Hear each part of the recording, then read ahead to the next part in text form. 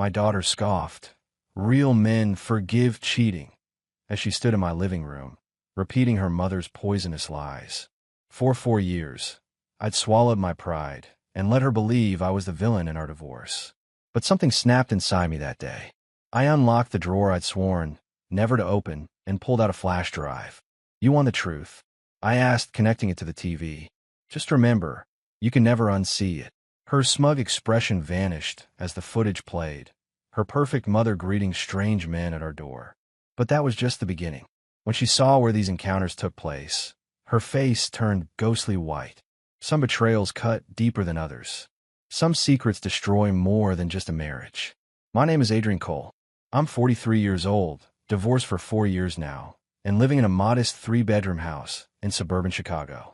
Not the life I'd planned, but we rarely end up where we expect. I was sitting in my living room, watching a baseball game I didn't really care about, when Jessica stormed in. My daughter, 20 years old and fiery like her mother, had been living primarily with Vanessa since the divorce. Our relationship had been strained, to put it mildly. Every visit felt like walking through a minefield, never knowing which step would trigger an explosion. "Dad, we need to talk," she announced, standing directly between me and the TV, arms crossed in that defiant pose she perfected as a teenager. I sighed, muting the game. "What's up, Jess? Why can't you just admit you overreacted? Mom told me everything." I felt my jaw tighten. "Did she now?" "She made one mistake, Dad." "One." Jessica's voice rose. "And you threw away 15 years of marriage over it." I kept my face neutral, though my knuckles whitened around the remote. Vanessa's version of events had always been creative. "It's been 4 years," Jessica continued. "Don't you think it's time to grow up? People make mistakes." I stayed silent, which only fueled her frustration. "Seriously? Nothing to say." She threw her hands up. "God, you're so stubborn. You know what Mom says? She says real men can forgive their wives for cheating." Something snapped inside me. For years of silence. For years of being the villain in my daughter's eyes. For years of Vanessa's lies poisoning the one relationship I cared about most. "Real men forgive cheating?" I repeated quietly, setting down the remote. "Is that what your mother told you?" Jessica scoffed, her chin raised defiantly.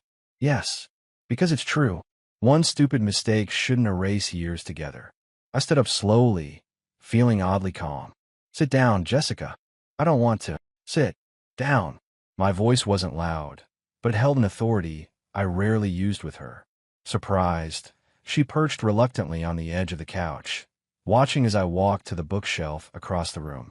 "You want to know what really happened?" I asked, unlocking the small drawer built into the bottom shelf. "You think you know the whole story? Fine. Let's talk about your mother's one mistake." I pulled out a flash drive, one I promised myself I would never have to use. One I kept locked away, hoping this day would never come. "What's that?" Jessica asked, her defiance giving way to curiosity. "The truth," I said simply, turning on my laptop. "And once you see it, you can never unsee it. Are you sure you want this?" She rolled her eyes. "Whatever dramatic evidence you think you have." "Last chance, Jess," I interrupted. "We can forget this conversation, or I can show you exactly why our marriage ended." "Just play it," she demanded. As I connected the flash drive, I wondered if I was making a mistake. But Jessica's contempt for me had reached a breaking point. Sometimes the only way forward is through the painful truth. "Remember," I said as the video player loaded, "you asked for this." I pressed play and watched as my daughter's life changed forever. The screen flickered to life, showing the exterior of our old 2-story colonial in Oak Park. The timestamp in the corner read July 17th, 4 years ago. Jessica leaned forward, brow furrowed. "What am I looking at?" she asked. "Just watch," I said. The footage showed our front door opening. Vanessa stepped out, impeccably dressed in the red sundress I bought her for her birthday. She checked her watch, scanned the street, then walked to the mailbox. "So Mom got the mail." "Shocking evidence," Jessica muttered. I said nothing. 2 minutes later, a silver Audi pulled into our driveway. A man I'd never seen before stepped out, tall, dark-haired, wearing an expensive suit. Vanessa smiled broadly, walking over to greet him. Their embrace lasted too long to be casual. Their kiss was definitely not friendly. Jessica shifted uncomfortably beside me. "One time, right?" I said quietly. "One mistake." So she kissed someone, Jessica said, but her voice had lost its edge. That's still just. I hit fast forward. Same day, different camera, this one inside our house in the hallway. The timestamp showed 30 minutes later. Vanessa and the man appeared, disheveled, laughing as they headed toward the kitchen. You had cameras inside our house? Jessica asked, horrified. Not originally. I explained. After I noticed certain patterns in your mother's behavior, I installed them while she was at her sister's for the weekend. Another click, another video. Different day, different man. This one younger, with a motorcycle parked in our driveway. Mom said it was one time, with her boss, Jessica whispered. A mistake. She said you overreacted. I let out a humorless laugh. I haven't even shown you the worst part yet. Jessica's face had paled considerably. There's more. Instead of answering, I pulled up another file. Our house again, 2 weeks later. This time, 3 men entered, none of whom I recognized. Vanessa greeted them like old friends.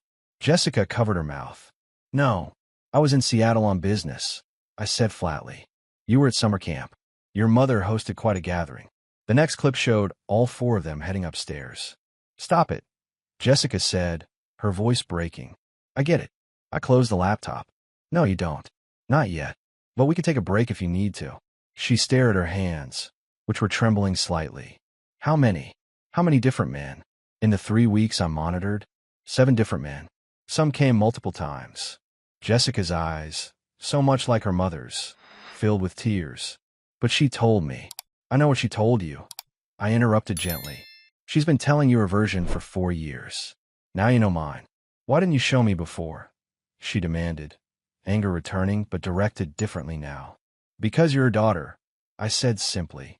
And despite everything, I didn't want to destroy that relationship. Jessica stood abruptly. I need some air. As she walked to the door, I called after her. Jess, there's more you need to know. She paused, hand on the doorknob, but didn't turn around. Not now, she said, her voice unsteady. I can't. Not right now. The door closed behind her, and I was left alone with the evidence I'd hoped would never need to see the light of day. I gave Jessica space, knowing she needed time. The truth isn't always easy to swallow, especially when it contradicts years of carefully crafted lies. I made coffee and waited, hoping she wouldn't just drive away. 40 minutes later, she returned. Her eyes were red-rimmed but dry. The anger was gone, replaced by something harder to define. Confusion, perhaps. Betrayal. Tell me everything, she said, sitting down across from me. I nodded, sliding a mug of coffee toward her. I never wanted this day to come. Just tell me. I took a deep breath. I first suspected something was wrong about 6 months before our divorce. Your mother's behavior changed. Secretive phone calls, unexplained absences, working late when her office was already closed. The classic signs, Jessica said bitterly. Yes, but I convinced myself I was being paranoid. Then I found hotel receipts for days she claimed to be at conferences. Credit card charges for restaurants in Chicago when she was supposedly visiting your aunt in Milwaukee. Jessica stared into her coffee. Why the cameras? Why not just confront her? I needed to know if I was crazy, I admitted. And if I confronted her without evidence, she would have denied everything. Made me the jealous, controlling husband. Like she did anyway. Jessica muttered. Then she looked up sharply. You said there was something worse. Something I needed to know. I hesitated. This was the part I dreaded most. It's about your room, I finally said. Her face turned pale. What about my room? Instead of explaining, I opened the laptop again and selected a specific file. The timestamp showed August 3rd, for years ago. You were at Lauren's house for a sleepover. I explained quietly.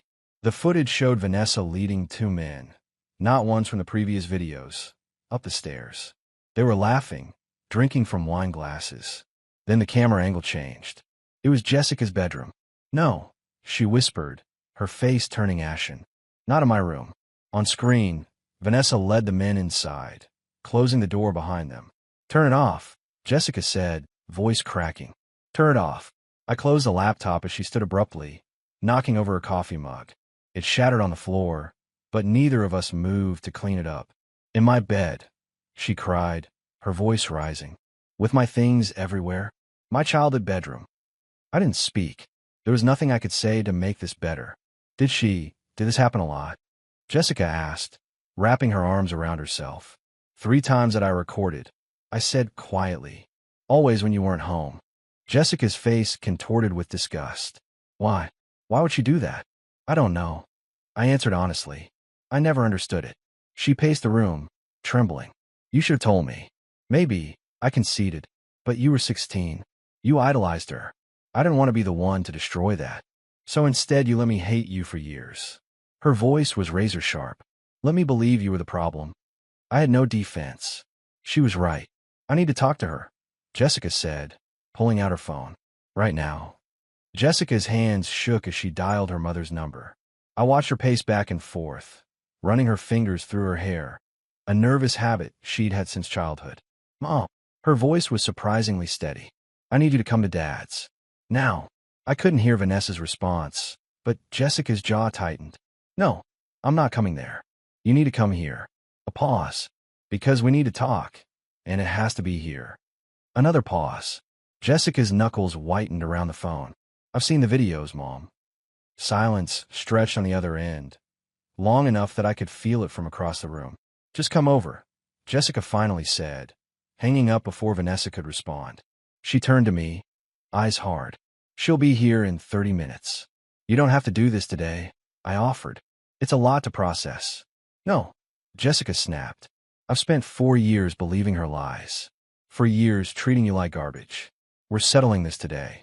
I nodded, understanding her need for immediate resolution. What do you need from me? Just. She hesitated. Just be here. Those 3 words, the first indication in years that she actually wanted my presence, hit me harder than expected. We waited in tense silence. Jessica paced while I cleaned up the spilled coffee, neither of us knowing quite what to say.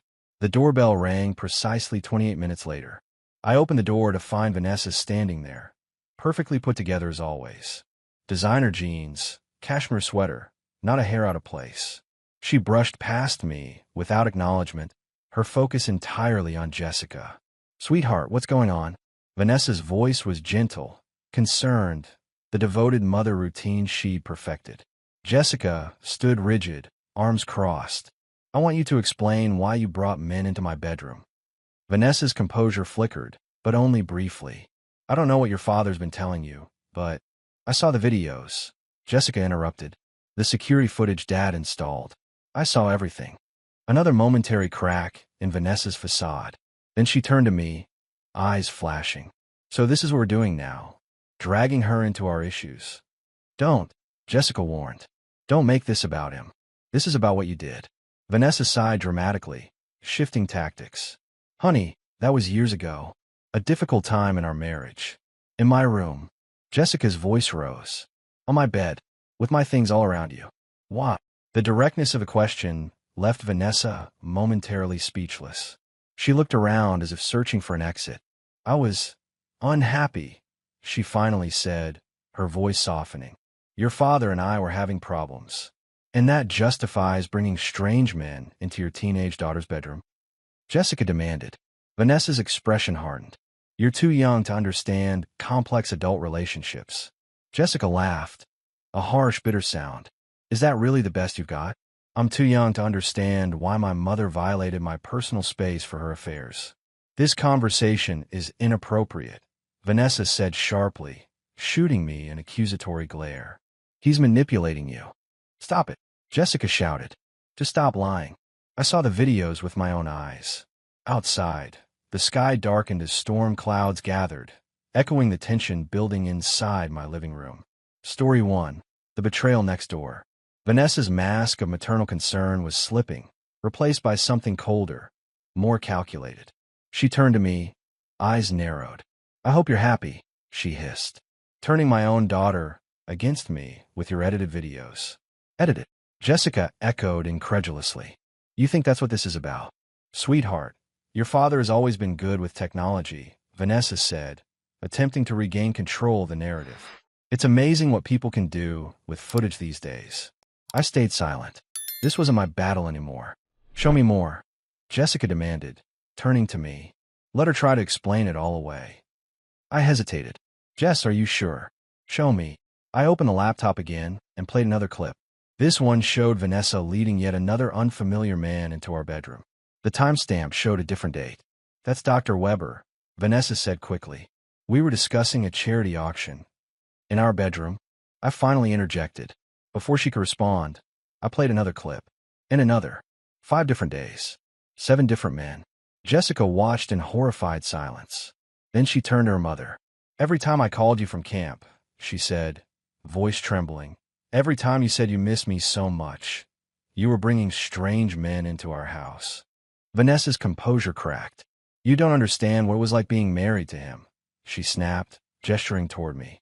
Always working, always distant. So you brought men into my bedroom. Jessica shouted. It wasn't about you. Vanessa shot back. The room went deadly quiet. Wow, Jessica finally said, her voice low. That might be the first honest thing you said today. Vanessa seemed to realize her mistake. Jessica, I didn't mean. Yes, you did. Jessica interrupted. It wasn't about me. It wasn't about Dad. It was about you. It's always been about you. She stood up, grabbing her keys from the coffee table. Where are you going? Vanessa demanded. To pack my things, Jessica said flatly. I'm moving out. Don't be ridiculous, Vanessa scoffed. You're upset. I understand, but I'm not living with you anymore, Jessica stated firmly. I'll stay with Dad, or get my own place, but I'm done with your lies. Vanessa's face hardened. You're making a mistake. Jessica paused at the door. No, Mom. For the first time in 4 years, I'm seeing things clearly. She walked out, leaving Vanessa and me alone in the suddenly too quiet room. With Jessica gone, Vanessa's carefully constructed composure disintegrated completely. I hope you're satisfied, she spat, pacing my living room like a caged animal. You've finally gotten what you wanted. This wasn't about what I wanted, I replied evenly. This was about Jessica learning the truth. The truth. She laughed bitterly. You've been planning this for years, Adrian, waiting for the perfect moment to turn her against me. I shook my head. If that were true, I would have shown her those videos 4 years ago. She stopped pacing, glaring at me with undisguised hatred. What did you expect to happen? That she'd discover I'm not perfect and come running into Daddy's arms? I expected exactly what happened, I said. For her to make her own decision based on facts, not your fiction. Vanessa picked up her purse, hands trembling with rage. This isn't over. It is for me, I replied. It has been for years. After she stormed out, I sat alone in the silence of my house, feeling oddly hollow. There was no satisfaction in this victory, only relief that Jessica finally knew the truth. My phone buzzed with a text from Jessica. At the house. Mom showed up. Things are bad. Coming back soon. I replied, take your time. Guest room is yours as long as you need it. An hour later, my doorbell rang. Jessica stood there with 2 hastily packed suitcases and a backpack, eyes red from crying. That was fast, I observed, taking one of the suitcases. Yeah, well, Mom made it easy, she said, her voice brittle. She tried to lock me out of my own room. I raised an eyebrow. She what? When I got home, she was already there. Jessica dropped her backpack on the floor. She said I was being dramatic, that I needed to calm down and think rationally. When I started packing anyway, she actually tried to physically block my door. Jesus, I muttered. Then she switched to begging, crying, saying I was destroying our family. Jessica's laugh was hollow, as if she hadn't already done that herself. I guided her to the kitchen, putting on water for tea. What changed her mind? I told her I'd call the police if she didn't move, Jessica said flatly. Told her I'd show them the videos too. I winced. That must have gone over well. She called me an ungrateful bitch. Jessica said, the words clearly still raw. Said she'd given up everything for me, and this was how I repaid her. Classic Vanessa, I murmured. Always the victim, never the villain. Jessica looked up at me, a new question in her eyes. All these years, why didn't you fight for custody? Why let me stay with her when you knew what she was like? It was the question I'd been dreading since this all began. Because she's still your mother, I said slowly. And because fighting her would have meant showing those videos to lawyers, judges, maybe even you. I couldn't do that to you. Jessica stared at her hands. So you let me hate you instead. I didn't answer. I didn't need to. The next few days were a strange adjustment period for both of us. Jessica moved into my guest room, hanging clothes in the closet that had been nearly empty for years. I found myself shopping for groceries I knew she liked, setting an extra place at the table, turning down my TV in the evenings. It was awkward at first, neither of us quite knowing how to navigate this new reality. We'd been estranged for so long that ordinary father-daughter interactions felt foreign. On the third night, I heard her crying through the wall. I hesitated outside her door, uncertain whether my comfort would be welcome. Before I could decide, my phone lit up with a text from Vanessa. Tell Jessica to answer her phone. This childish silent treatment needs to stop. I didn't respond, but apparently Vanessa had been bombarding Jessica with similar messages. 43 texts today. Jessica told me over breakfast the next morning, eyes puffy from crying. And 17 voicemails. You don't have to talk to her until you're ready, I said carefully. I know. She pushed her cereal around the bowl. I blocked her number last night. I nodded, unsure what to say. Jessica had been an adult for years, but in some ways, the emotional damage made her seem younger, more vulnerable. She emailed me too. Jessica continued. Said she's consulting a lawyer because you poisoned me against her with illegally obtained footage. I sighed. Classic Vanessa. When confronted with her actions, attack the evidence. Would those videos hold up? Legally? Probably not, I admitted. Recording in our own home was legal in Illinois, but using hidden cameras without her knowledge is a gray area. It doesn't matter, though. I never planned to use them in court. Jessica looked troubled. What if she sues you? She won't, I assured her. It's an empty threat. Taking legal action would mean acknowledging the videos exist, which would mean admitting what she did. You seem so certain, Jessica observed. I know your mother, I said simply. She's all about appearances. She won't risk her reputation. Jessica nodded slowly, then asked the question I've been dreading. What about my college tuition? Vanessa and I had agreed to split Jessica's education costs, but with this new development, all agreements were in jeopardy. Don't worry about that, I told her. I'll cover whatever she doesn't. Your education comes first. Relief flooded her face. Thanks, Dad. Then, hesitantly, can I ask you something else? Anything. When did you stop loving her? Was it when you found out about the affairs? Or was it before that? The question caught me off guard. I considered deflecting, but decided Jessica deserved honesty. It was gradual, I admitted. But I think I stopped loving the person she actually was once I realized she wasn't the person I thought I'd married. Jessica absorbed this, then nodded.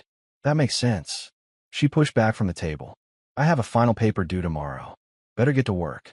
As she left the kitchen, I realized it was the most honest conversation we'd had in years. 2 weeks after Jessica moved in, I came home to find her sitting at the kitchen table with Lauren, her best friend since high school. They fell silent when I walked in, exchanging glances that suggested I'd interrupted something important. Don't mind me, I said, heading for the refrigerator. Just grabbing a drink. Actually, Dad, Jessica said, we were talking about you. I paused, bottle of water halfway to my mouth. Should I be worried? Lauren smiled, the first genuine smile I'd received from her in years. Not this time, Mr. Cole. I sat down, curious. Lauren had been firmly in Vanessa's camp since the divorce, treating me with the same cold suspicion Jessica had. I told Lauren everything, Jessica explained. Showed her some of the Tamer videos. Lauren's smile faded. I owe you an apology, Mr. Cole. I believed everything Mrs. Cole told us. You weren't the only one, I assured her. Vanessa is persuasive. That's one word for it, Lauren muttered. She's been texting me constantly, trying to get me to convince Jessica to come home. Jessica slid her phone across the table. Show him what she sent this morning. I scrolled through a series of increasingly desperate texts from Vanessa, culminating in one that made my blood boil. Adrian always had cameras everywhere. He was controlling, paranoid. Those videos are probably edited. He was always jealous of any man who looked at me. She's in full damage control mode, I observed, handing the phone back. It gets better, Lauren said grimly. She's been telling people you manipulated Jessica with fake videos, that you're trying to alienate her from her friends and family. Classic Darvo, Jessica said, noticing my confused expression. Deny, attack, reverse victim and offender. We learned about it in Psych class. I was impressed by her insight. Your mother's an expert at it. Well, it's not working this time, Lauren declared. In fact, it's backfiring. The more she lies, the more people are questioning everything she's ever told them. She called my cousin Tyler. Jessica added. He was so uncomfortable with how she was talking about you that he called me afterward to ask what was really going on. What did you tell him? I asked, curious about how Jessica was framing the situation to others. The truth, she said simply. That mom had multiple affairs, lied about them for years, and tried to make you the villain. I nodded, touched by her straightforward defense of me. Anyway, Lauren continued, I came over to tell you both that Mrs. Reynolds, remember, the gossipy one from the neighborhood, is spreading Vanessa's version all over Facebook. Jessica groaned. Great. Actually, Lauren smiled mischievously. It might be great. She's being so over-the-top dramatic that people are getting suspicious. When Mrs. Wilson questioned something, Vanessa completely flipped out, started accusing everyone of taking Adrian's side. The truth has a way of emerging, I said quietly, no matter how hard someone tries to bury it. Lauren nodded, then checked her watch. I should go. But Mr. Cole, I'm really sorry I believed the worst about you all these years. After she left, Jessica looked at me with a small smile. You're winning people over. Without even trying. 3 months after Jessica moved in with me, things had settled into a comfortable routine. She was finishing her semester strong. I'd adjusted my work schedule to be home more, and we were rebuilding our relationship one conversation at a time. Then Vanessa showed up unannounced on a Sunday afternoon. I opened the door to find her standing there, impeccably dressed as always, but with an unfamiliar vulnerability in her expression. I need to talk to Jessica, she said. No greeting, no preamble. She's not here. I replied truthfully. Jessica was at the library, studying for finals. Vanessa didn't believe me. Her car's in the driveway. Battery died yesterday. She took an Uber. She tried to look past me into the house. I've given her enough time to calm down. This silent treatment has gone on long enough. That's not your decision to make, I said calmly. When Jessica's ready to talk to you, she will. Vanessa's facade cracked slightly. She's my daughter too, Adrian. You can't keep her from me. I'm not keeping her from anyone. She's 20 years old, making her own choices. Choices you influenced, she snapped, the vulnerable mask slipping further. You turned her against me with those invasive recordings. I sighed. We both know what those recordings showed, Vanessa. Ancient history, she waved dismissively. One rough patch in our marriage doesn't negate 15 years of motherhood. It wasn't the affairs that pushed Jessica away, I said quietly. It was the lies afterward. And using her bedroom. Vanessa flinched at the last part, the first genuine reaction I'd seen from her. I've apologized for that, she said, voice tightening. It was inappropriate. Have you actually apologized to her? I mean, without excuses or deflection. She didn't answer, which was answer enough. Jessica needs time, I continued, and a genuine acknowledgement of how your actions hurt her. Not just the affairs, but the years of manipulation, turning her against me. I never. We both know you did. I interrupted firmly. She stared at me for a long moment, then seemed to deflate slightly. Will you at least tell her I came by? Of course. As she turned to leave, she paused. You know, none of this would have happened if you just deleted those videos after the divorce. I shook my head, amazed by her ability to avoid responsibility. None of this would have happened if you hadn't brought strangers into our daughter's bedroom. She flinched again, then walked quickly to her car without another word. When Jessica returned that evening, I told her about the visit. Are you ready to talk to your mother? I asked carefully. She considered this, then slowly nodded. I think so. Not to reconcile. Not yet. But to say what I need to say. Whatever you decide. I assured her. I've got your back. For the first time in years, I saw her completely believe me. 1 year after Jessica moved in with me, we celebrated with takeout from her favorite Thai restaurant. So much had changed in 12 months. Not just between us, but within each of us individually. Remember when you first showed me those videos? Jessica asked, twirling noodles around her fork. I was so angry. At me, I recalled. At everyone, she corrected. But mostly at myself for being so blind. I shook my head. You weren't blind. You were a daughter who trusted her mother. Jessica considered this. Maybe, but I should have questioned things more. You were 16 when we divorced. I reminded her. No teenager should have to navigate that kind of deception. She nodded, then changed the subject. I saw Mom yesterday. This surprised me. Their relationship had been cautiously rebuilding over the past few months, with occasional coffee meetings and supervised visits. How did it go? Better than expected, Jessica admitted. She's starting therapy. Really? I couldn't hide my surprise. Vanessa had always scoffed at the idea of therapy, considering it a weakness. She says she wants to understand why she did what she did. Jessica set down her fork. I don't know if I believe her, but it's the first time she's taken any real responsibility. That's progress, I acknowledged. Are you thinking of moving back? Jessica laughed. No way. I'm exactly where I need to be. Relief washed over me. I'd grown accustomed to having her around. Her music playing from the guest room, her textbooks scattered across the dining table, her favorite cereal in the pantry. Besides, she continued, I start my internship next month. This place is way closer to the office. I smiled, proud of how she'd navigated the past year, maintaining her grades despite the emotional turmoil, securing a prestigious summer internship, rebuilding relationships on her own terms. Dad, she said, her voice softening, I never really thank you. For what? For waiting. For being patient. For letting me find the truth on my own terms, even when it meant being the bad guy for years. I swallowed the unexpected lump in my throat. You never need to thank me for that. Yes, I do, she insisted. You protected me from the worst of it for as long as you could. Then you stood by me when I finally faced it. That's what real fathers do. We finished dinner talking about lighter things. Her fall classes, my recent promotion, the movie we planned to see that weekend. The heaviness of the past had lifted, not gone entirely, but transformed into something we could carry together. Later that night, as I loaded the dishwasher, I found myself thinking about that day a year ago. Jessica standing in my living room, throwing her mother's words at me.